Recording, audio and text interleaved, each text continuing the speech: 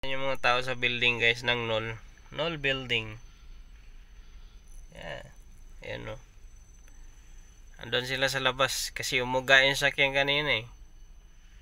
Alam ko parang may ano ata, may lindol. Sure ball sa banga. Hindi ko na naipakita sa inyo yung ano labasan kasi ito kanina tag nito. Labasan nila kanina. Eto, nag-video rin sa ano ko sa likuran ko pero na-videoan ko siya dito side mirror. ay.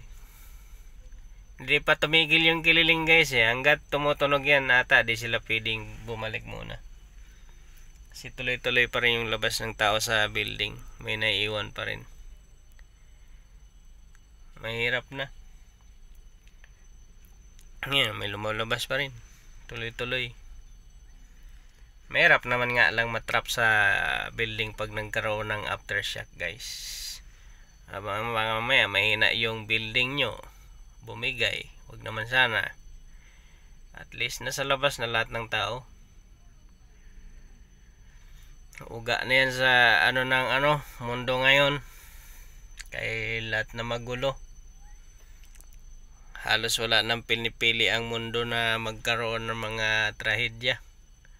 Kaya ang number 1 dyan, nagdadasal tayo na ligtas tayo palagi.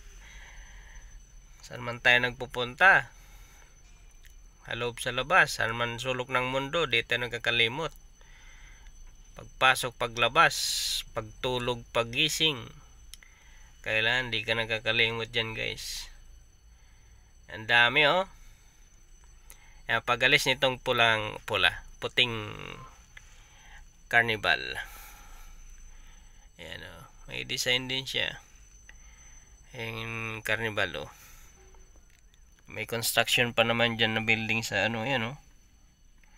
Construction. Ayan sila guys. Nakahilira dun sa labas.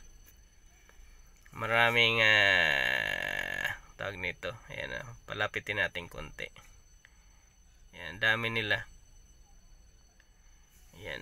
So, ang dami nilang lumabas sa building ng Knoll building guys. Pati yung doon labasan din sila. Pero wag lang nila tatanggalan ng gwardiya kay kung lahat pa yan sasama, wala nang bantay sa baka bangaya may something. Wag naman sana. Mas maigi pa rin sigurado. Naniniguro at naninigurado tayo. Okay, don't forget to like, share, and follow my page guys. Ingat kayong lahat. Bye-bye.